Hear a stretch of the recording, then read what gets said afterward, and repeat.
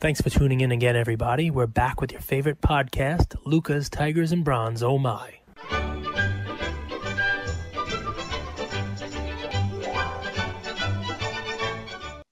Luca Nation, today is our weekly Starstock episode, and I think you guys are going to really, really enjoy what we have to say here today because we've been getting a ton of questions from you guys as, you know, there's a changing of a tide of sorts here, you know? Cage, NFL season is basically over. Yep. MLB isn't necessarily starting up. It feels like it's close, but if you're it'll be here before you know it. Well, if you're in the Northeast, this is the dead of winter.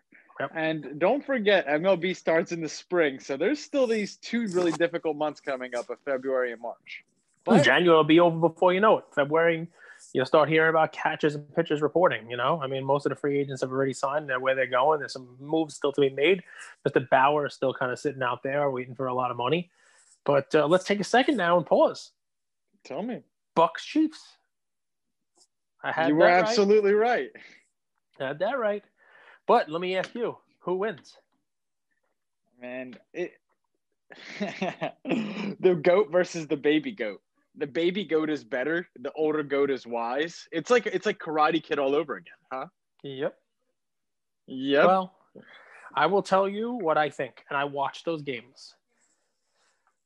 I'd love to see Brady win one more, and you talk about the GOAT. I don't have any Brady cards because I hate Brady after the tuck rule, but I hate Kansas City. I mean, this is one of those where, like, you know, if lightning strikes the field and no one wins, I wouldn't be that upset. So, but I'd like to see Brady win. I watched those games, and at the end of the game, the Bucs did everything they could to give Green Bay a shot to win. It was almost like Green Bay lost instead of the Bucs winning, and everything from the field goal at the 8-yard line when they're down 8, which is just a weird call. But if you watch that fourth quarter, the Bucs had the lead, the Bucs were winning, and the Bucs would get the ball, and then Brady would throw an interception, and Brady would throw another interception, and Green Bay would get the ball down 5, and you're like, all right, well, here it is. You know, how many times are you going to give the ball to Rodgers? And time after time, the Bucs defense came up with just a stifling play, sack. And I talked about that. The Bucs defense was like one of those opportunistic, like really, really, they came into their own towards the second half of the season. That Bucs defense really gelled. But you can't do that against Kansas City. You can't, even if you're up in the fourth quarter, up by 5, you can't sputter and then give the ball to Mahomes and hope your defense stops him 4 straight times. That's not going to happen. So if I'm picking somebody for the Super Bowl, I'm picking Mahomes. It hurts to say. My brother's a Kansas City Chiefs fan, which is annoying because he gets to be all happy. And the Mahomes homers have not seen anything bad. It's just basically printing money. If you were able to buy Mahomes cards the last couple of years, basically all those cards are great. I hate to see it, but I just think it's Mahomes again. And the interesting thing about it is if you're Brady, right, you have to be like, wow, I'm the greatest ever. You know, forget about that Belichick Brady thing. Like, not only did I win all these Super Bowls, but I leave and I take the next team to the Super Bowl. Mm-hmm. But think about it. He actually has pressure here because yeah, he's the GOAT. But if he loses, and it's amazing, I think this, if he loses in the Super Bowl, a new team, he loses in the Super Bowl, he loses to a kid who has his whole career in front of him, but has gone the last 3 seasons, MVP, Super Bowl. All of a sudden, now the dialogue is, Brady, yeah, you were great, but you lost to the guy who's going to be better. And that's interesting. Are we underrating Andy Reid? You know, no. Speaking of going only if by underrating you mean how much can he eat at a Chinese buffet, then yes, we're underrating him. He can do some real damage there. Do you think you would out eat him? Hot dog eating competition, you and Andy Reid. I beat him. Soda drinking competition. He's dead. He's dead in all those things. Andy Reid looks like one of those weak fat guys. Like, I could definitely take him in an eating competition. But I don't know if he's a weak fat guy, man. This guy's been in the NFC and the AFC. He's taken his team to 3 consecutive AFC championships. The guy just everywhere he goes, he builds winning programs. Is it time that we put him in the second best coach of all time? I'm tired of people talking about coaches winning. Right? I'm tired of it, right? I really am. Because did John Gruden forget how to coach? Yep. Right? Obviously, he completely forgot how to coach, right? Seems that way. But It's have you not. watched Andy No, Reid's do you know what happened? Andy Reid? No. Have you Yeah, watched Andy he Reid's doesn't have offensive talent. schemes? He doesn't have the talent anymore. He doesn't have the defense. He doesn't have the offensive players. And Andy Reid never won a Super Bowl for a long time and he took a team to the Super Bowl with some real talent. The Eagles just didn't win. When you give Ian Mahomes and that team, and he'll take them to the Super Bowl. It's not because Reid's a good coach. All of a sudden, Belichick sucked this year? Belichick just, amnesia, COVID. Belichick sucks. He's the worst. I'm not saying Belichick sucks, but I think Andy Reid deserves credit. No, look at his offensive schemes, dude. Look at how. No. What are you knowing? No. That team is great. You must be a lawyer. No, listen. You give Reid some credit. That's great. He did everything he was supposed to do this year, just like Mahomes. He got a lot of talent on him. He's got a great defense. Got a great offensive team. It's a great situation. That's what happens. Just like Brady and Belichick with this great thing. The coach is. I give the coach the least amount of credit. You know who I'll give credit to? I'll give credit to the GM and the owner for spending the money, putting that team together, and drafting the right way. But Andy Reid, no way. Andy Reid is the GM. No, Andy. All right, it's fine. Here's the deal, he's not right? The GM. Brett Veach is the GM. So Brett Veach, give him some credit. Here's the deal, right? So you and I are going to go out there, right? And we're going to have a car race. And what I'm going to do is I'm going to give you an 8-year-old Toyota Camry, and I'm going to get a brand new Corvette. All right, and we're going to race. We're going to race a quarter mile, and I'm going to kick your ass. And Doesn't matter if you win by an inch or a mile. Winning is winning. I'm going to say I'm a better driver than you. It's not that I'm a better driver than you. It's that I got to drive a better vehicle. Who's the vehicle in this? Is it Mahomes or is it Tyreek Hill or Travis It's the whole Kelce? team. The whole team. The Kansas City Chiefs is the Corvette. I don't know if you remember that 16-0 Patriots team that went undefeated. I would argue that is a Bentley, a Rolls Royce, a Ferrari. But Belichick didn't win with that team. He didn't. Well, listen. It's not because he got out-coached. That team was John. What's this? McLaughlin and Eli Manning. Yeah, Tom Coughlin, not John McLaughlin. Tom Coughlin, but it's close enough. I mean, they're all Irish, I guess. So, I mean, come on, dude. I coached the Chiefs to the Super Bowl. Wow. And I'll be better at a Chinese buffet than Andy Reid. I mean, I'm tired of the whole give the coach the credit stuff. By the way, totally off on a tangent here, which I like to do. But, this is a Starstock episode. Do you know who Dawel Lugo is? Dawel Lugo. Why don't you tell me who Dawel is? Dawel Lugo. Lugo. Lugo is a baseball name, by the way. Baseball that's right. family. He's a Dominican Republic player. He's infielder for the Tigers. I had no idea who he was, but I'm looking at some stats from Starstock, and he's actually on the top 5 players sold by sales, not by value, so by count. And right above him is Dwayne Haskins.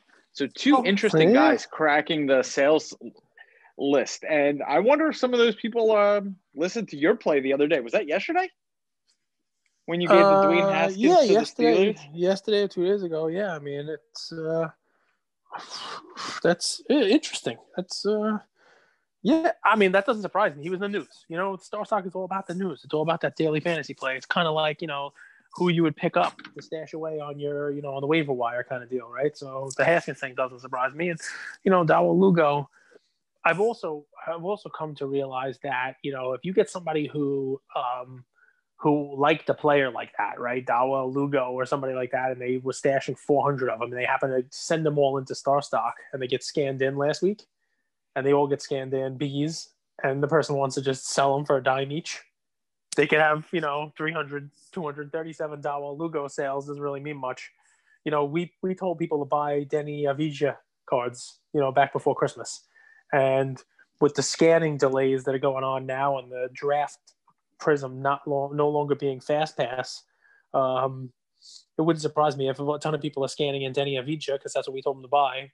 And they get in there and they're getting a whole bunch of Starstock Bs and they sell them for pennies on the dollar and they take their lumps on Starstock. And next week, I wouldn't be surprised if the top 5 player by sale includes Denny Avija. Not by amount, but by count sales. I want to ask you Not that something, and we're going to dig into the data, but I think this is a good. You guys have to understand. So, as this hobby emerges, there's going to be new businesses starting up. There's going to be new businesses forming. We talked a little bit about Top Shot. We talked a little bit about Starstock. You guys have to understand. This is just a preview. There's going to be more and more and more businesses that form. Cage, I want to ask you a very macro question. Nice. You've picked up on Starstock a little bit. You picked up on PWCC. You've been a customer with them for a while. Top Shot. You have this knack of learning new platforms quickly. Yep. So if someone would come to you and Cage, you're teaching learning new platforms 101. Can you give people 3 tips for what you look at? How do you learn them? How do you expedite that learning curve? Because you got to understand, learning a new platform is really intimidating for a lot of people. You mean for any platform or for Starstock itself? For Starstock. For any, and then you could apply it to Starstock. So there's no shortcuts, right? There's no shortcuts. So the best lesson for basically anything you want to get involved in life is you're going to have to put in the time, right? We put in the time, we put in the science. We put liquid paper on a bee, and it died. Leather gloves.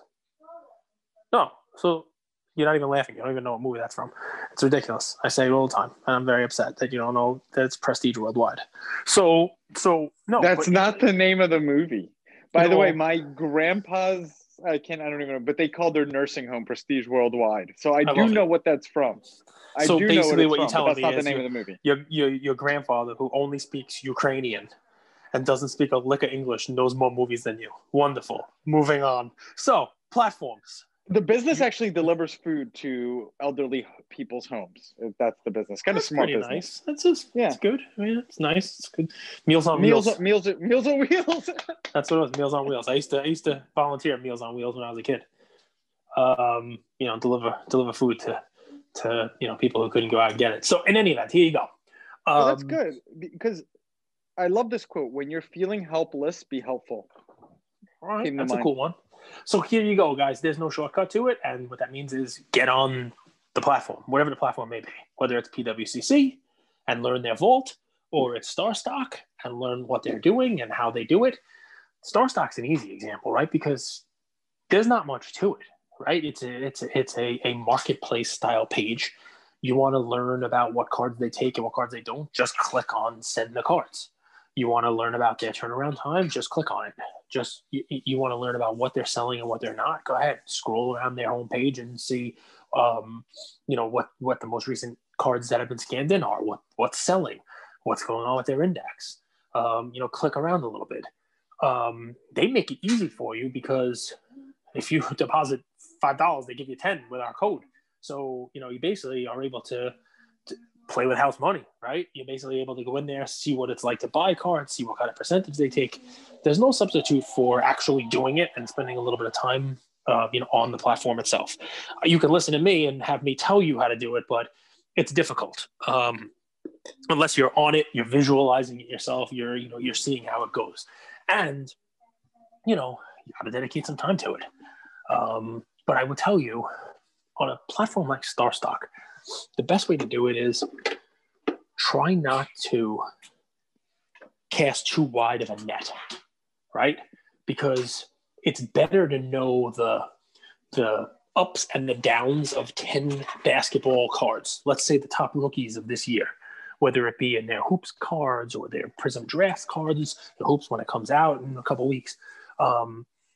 Don't try to spread yourself so thin, because you're not going to know the price fluctuation. You're not going to see the ups, the downs. You're not going to see the difference between on Starstock, the A, the B, and the C.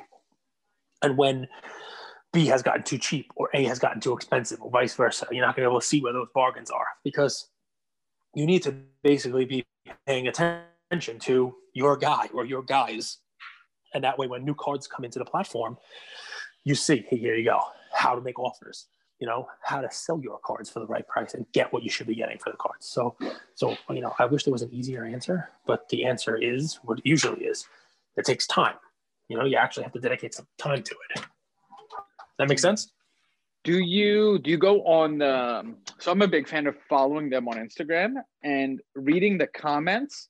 So if you go back to people's posts, or this is in this case business posts, and read the comments, and you could go all the way back and see how the comments have evolved. it's a great understanding about what other people who've used this platform, especially early adopters, if you go way back, have seen. I think that's a big deal. By the way, I'm really digging your shirt. Cage, we should do a segment where it's Cage's shirts because he wears a new iconic shirt every single day. And this one's a worn down Los Pollos shirt. You're on mute, big man. You're eating too This much is fried Pollos. chicken. It's Pollos Hermanos. Do you know what this is? Yeah, it's from Breaking Bad. That's a worthwhile show. So I probably have mentioned this before, but I went on a business trip. It has to be 4 or 5 years ago. And I'm in the airport. I'm in, I think it was LaGuardia I was in. And a guy stops me, an airport employee stops me and says, "Oh, that place. I've been meaning to try it. You know, a couple of my friends told me the chicken there is really good." And I'm like, I didn't know he was joking or he was serious, and his friends were playing a joke on him, and I was like, "Oh yeah." I didn't say like, "Hey idiot, it's not a real place." I was like, "Yeah, high five," So anyway, yeah, I have some fun shirts. This is a pretty old one. I love the show. It's the best. It should be taught in business classes worldwide. That should just be the class. Just watch the show. Illegal business classes, but sure. But yes, I like your idea, by the way. I like your idea of get on Twitter, get on Instagram, get on those platforms and see what people are saying. Because also it'll tell you what pain points people are having, and it'll show you if it's a worthwhile platform because they're responding, their customer service. Again, on just returning back to Starstock data, the two main brands by sales are 2018, 2019 Prism Basketball. And I think if I'm understanding, the lag or just the lack of activity on Starstock this week, I think people are really itching for the Prism NBA release in 2021. Do you get that vibe as well? I think they're itching for any release, to be honest. I think when Hoops comes, people are going to be ravenous for it.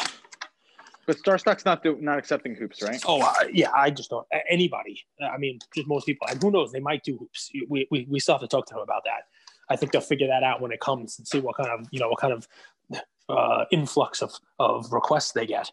But yeah, I mean, look, I think people are hesitant. I mean, really, there was some great flow of stuff for Starstock when Prism Draft Basketball came out.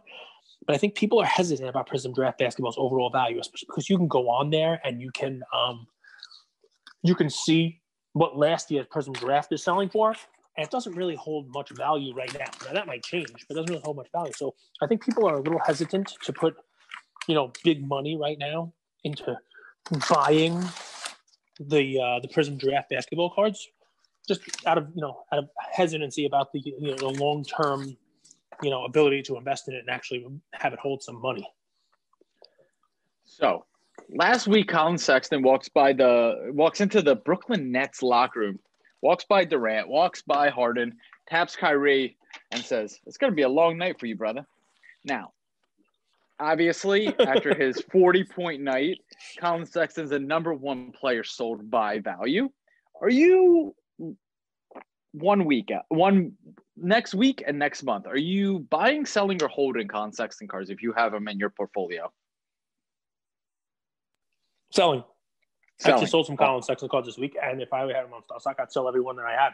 And I wouldn't be surprised if I saw Colin Sexton on next week's drop report. The cards that have decreased in value. Zion it's hard Williamson. To do that. It's hard. Zion Williamson. Yep. Who's putting up massive numbers. I think he's over 20 points in all of his games, but his team just frankly sucks. Are you buying or selling? I don't mind Zion, right? So I wouldn't be buying him right now, but I'm definitely not selling him. You know my thoughts on Zion. Zion has some potential that a lot of other players do not, right? So even if Zion's team is not winning this year, I think a lot of the market will look at him and say, okay, well, maybe Zion gets the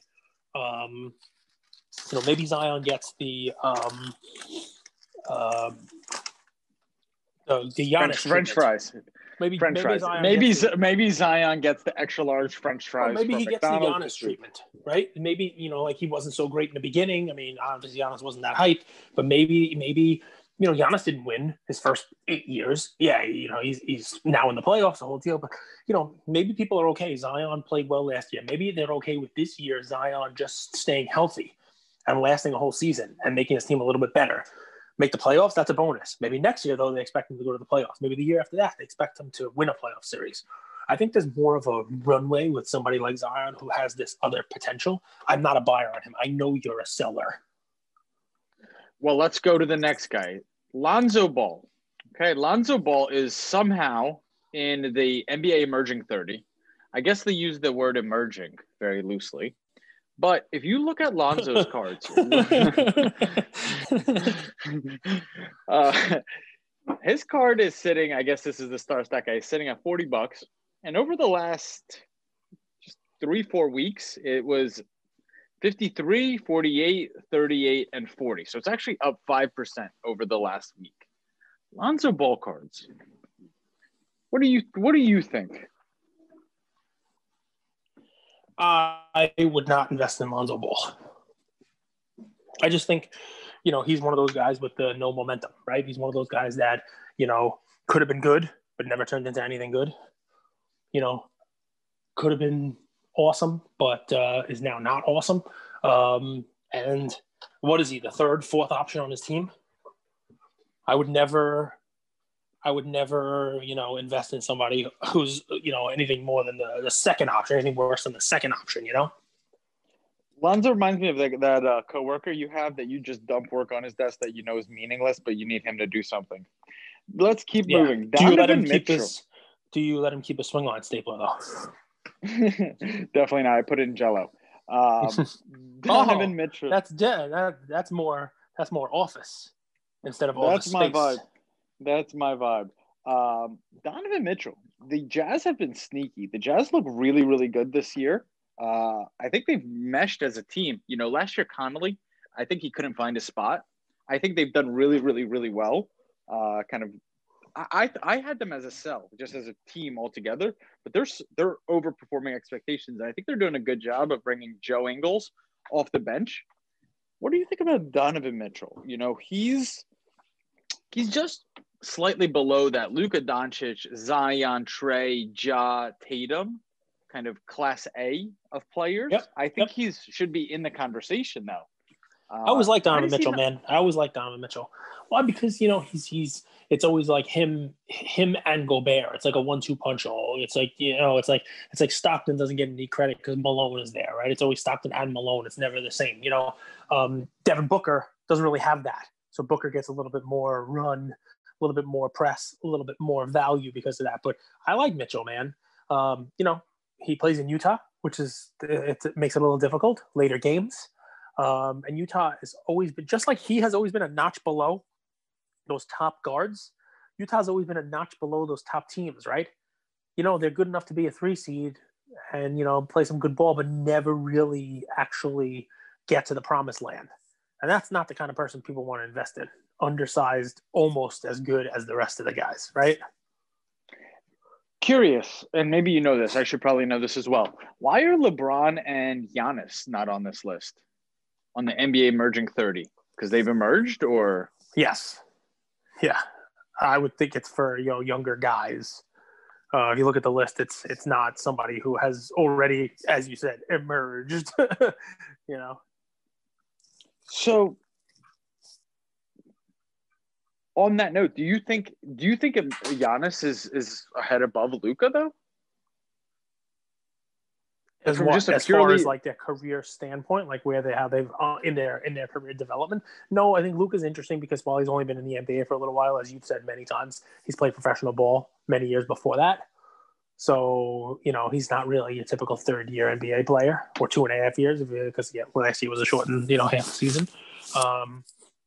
So I think Luka's a pretty complete player, but he's youngish as far as like cards go. You know what I mean? Whereas Giannis, basically, pretty soon there'll be 10 years of cards for you to collect for Giannis. That's true. It's not somebody who's emerging in cardboard. Let's talk about the 2 Heat players. Bam, who just had a monster 40-point game, and Tyler Hero, who's been out injured with neck spasm, as I believe, the last 2 or 3 games.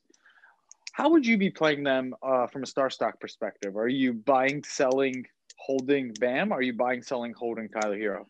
So if I had Bam in my account, I would have sold every one of them after that game. And that's pretty much my strategy on something like Starstock, right? It is almost like a day trading platform on this stuff. I mean, unless you were looking for a Bam, Prism card there that you want to hold forever, I would be looking at, we talked about this with Serbia Sports. That's a place for you to put your cards, and if somebody turns into something good, you move them. I would not have been buying Keldon Johnson after his beginning of his season. And if you look, have you looked at who's in the down on the emerging index this week? Keldon Johnson. I mean, not because he's not playing well, he's playing fine, but just what we're noticing with Star Stock more than anything else is kind of what goes up must come down. So, So I'm looking at this week, Marvin Stock Bagley, Jaren Jackson Jr., obviously that's a different reason. Jaren Jackson Jr. is up. That makes sense to me. Hopefully he's coming back soon. So people are looking for him, people try to get ahead of the curve, sort of like buying in the offseason, right? Before Mike Trout hits his first home run, people are buying his stuff. Before Tatis goes out there and is player of the month, people are trying to buy their stuff ahead of the curve. Same thing with Jaren Jackson. He's injured. People, trying to have him come back. Marvin Bagley.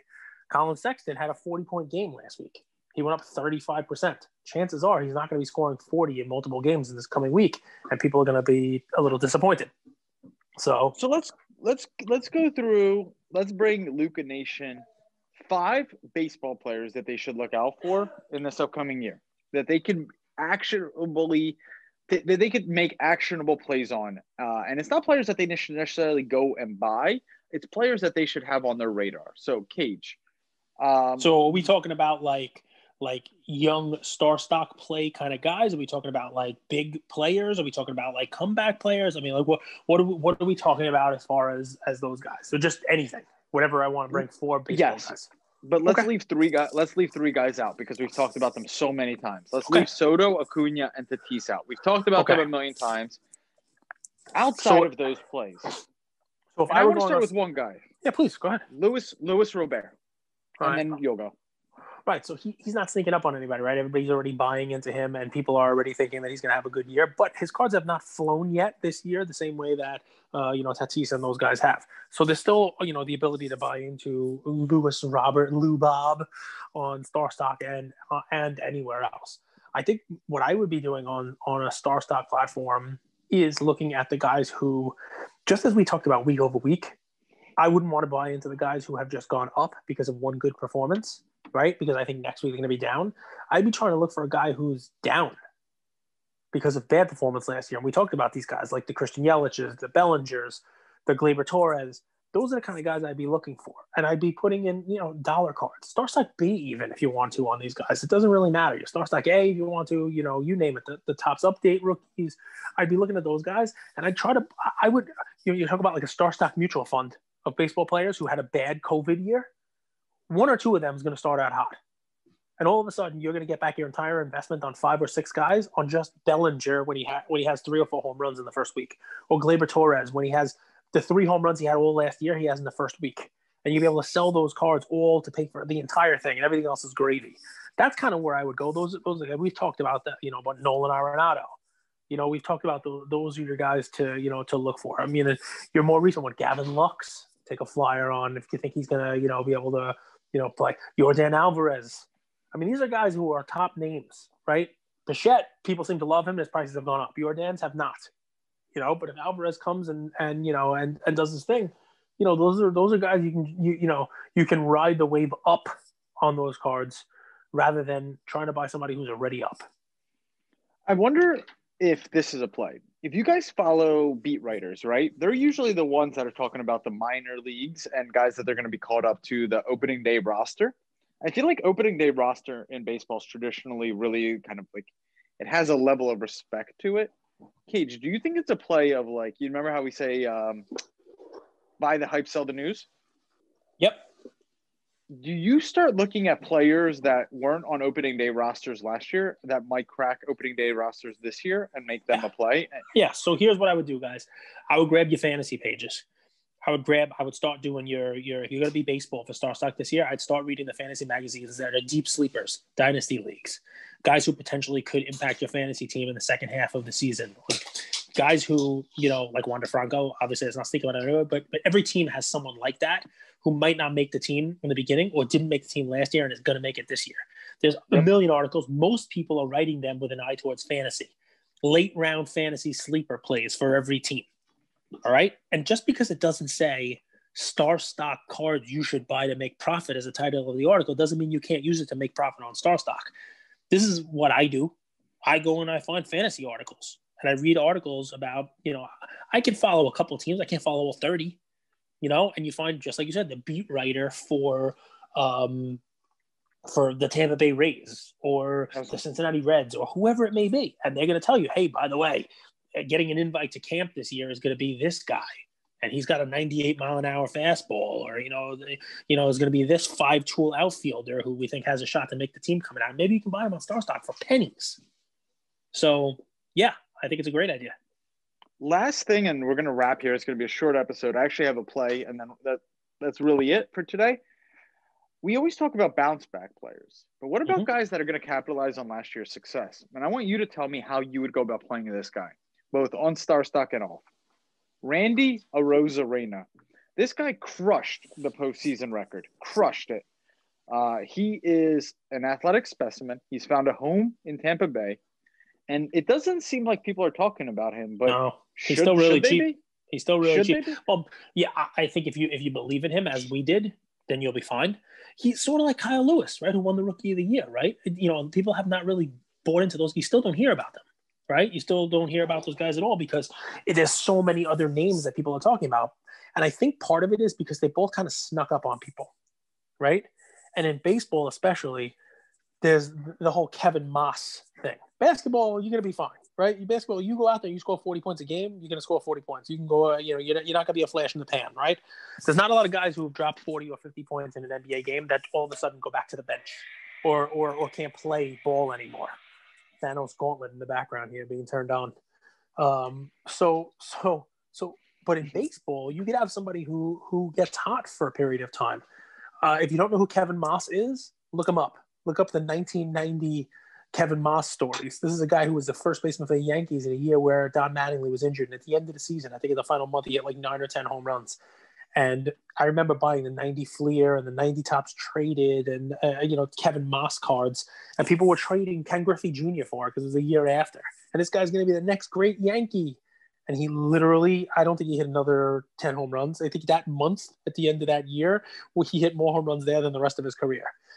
And people are aware of that. The league catches up to you. The league figures you out. The pitchers figure out. You almost Randy Arozarena may as well be Pedro Serrano. You never know. People might figure out how to pitch him, and Joe Boone might have trouble with the curveball. So it's. You know who else played for the Yankees that people forget? Who? Kevin Cash. Kevin Cash. It's true. He was one of their coaches. So he was a catcher. But he's also a coach. He was also a coach. I like both of those plays. I think they're both good plays for StarStock. And you're right. Well, everybody else is stocking up on those 3 big names, plus Bichette and Lou Bob and all these guys. So those are your under the radar guys. And trust me, Arozarena, if he comes out and picks up where he left off last season and starts hitting home runs at that kind of a clip, people are going to be buying his stuff and paying as much as the Lou Bob cards. So it's a great play. I like it. Would you get the Tampa Bay Rays Randy Arozarena card, or would you get the St. Louis Cardinals Randy Arozarena card? I think I would go with the Rays update card on him. And not on StarStock, but there's a couple cool ways to play it. So there was a UK edition of Topps that came out this year, and there's the Randy Arozarena card is in there. There's a couple of cool ways of playing limited versions that might sneak up on you down the road. It's kind of like if you look at like 1993 Topps when they expanded into Florida and Colorado, the expansion teams, and you can get like a Jeter rookie that has a very limited population in junk era because it has the Colorado insignia or the Florida insignia on it. Those are cool ways to play. Same thing with this. They went to London and had that first London series. Some of those rookie cards, That's like a cool rookie variant that people aren't really looking for right now that might sneak up on you as a low pop PSA 10 down the road. Just a quick little, little nugget, No, I kind of love like it. the MLB store ones, That's true. I forgot about when Cage hits the MLB store in New York. Did you submit those cards for grading? No, they were all in pretty terrible shape. But I spent $500 and got 10 cards and $500 worth of boxes to open with Ian. And for $500, I got the set. I think I sold it, on eBay using a consignment thing for more than $500. So basically, all the wax was free. So gotta take advantage of those things when they come along. After the Mickey Mantle play, last question. Anything we should be looking out at vintage baseball? I don't know. Vintage baseball, if you had a Hank Aaron card, obviously, rest in peace, Hank Aaron. But if you had a Hank Aaron card, that stuff's going up. Vintage anything seems to be going through its second cycle in the last 12 months now. And when you see that top end of that, that Mickey Mantle card, I'm sure we're going to see more sale prices like that. And it brings up everything. Should there be anything in baseball? Honestly, you see what Mahomes prices are doing. You see what, a lot of these GOATs prices are doing. I'm surprised that we haven't seen a more increase in Trout's cards. I think Trout's card's the next one that goes up. I think that's probably what ends up happening. We forget about Mike Trout, right? We forget about his greatness a little bit. Yeah, he's just one of the greatest players. He's going to go down as one of the GOATs, and he's playing now. He reminds me a lot of LeBron, but Trout's got to win something. Trout's got to win a championship, and that's what's keeping him from that conversation. I had some Starstock stuff go in, by the way, to wrap up the Starstock episode. I had some Starstock cards go in, and I will tell you, it was a very high clip of Starstock B, everybody. So I shared this with our Starstock group, and I'll share it with our listeners now. If anybody out there is concerned that Starstock's giving away Starstock A's like candy, and that the Starstock A's should not be valued the way they are as PSA 9 or sometimes higher, you're wrong. I sent in a lot of cards that I pulled out of packs myself, and I got very few Starstock A's. I got a lot of Starstock B's, and I'm selling them for pennies on the dollar. And so, the takeaway from that is have some confidence buying Starstock A that they are your creme de la creme of cards that have been pulled out and have a chance of, grading 10s. So, take that for what it's worth. That's just one person. It's just one submission. It's my second sub. I'm waiting for my third to be scanned in for a couple weeks now. My first sub was a lot higher A grades. My second sub was almost no A's in like 100 cards. So again, take that for what it's worth. I think what it means is that if you're out there trying to buy Starstock A's, you can be confident that they are the upper echelon of card condition. Love it. Luca Nation, if you haven't signed up for Starstock, it's been amazing. We get updates all the time. I think we're over 100 signups, which is kind of crazy to think about. We've been doing this for 4 weeks. We hope to add value. We've made you guys some money on the platform and you learned something interesting. It's just code Luca Nation when you sign up. $5 deposit, you're going to get $10 deposited to your account. We love you guys. And I'm excited to bring you a play tomorrow. All right, guys. Thank you. Thanks for tuning in again, everybody. We're back with your favorite podcast, Luca's Tigers and Bronze. Oh, my.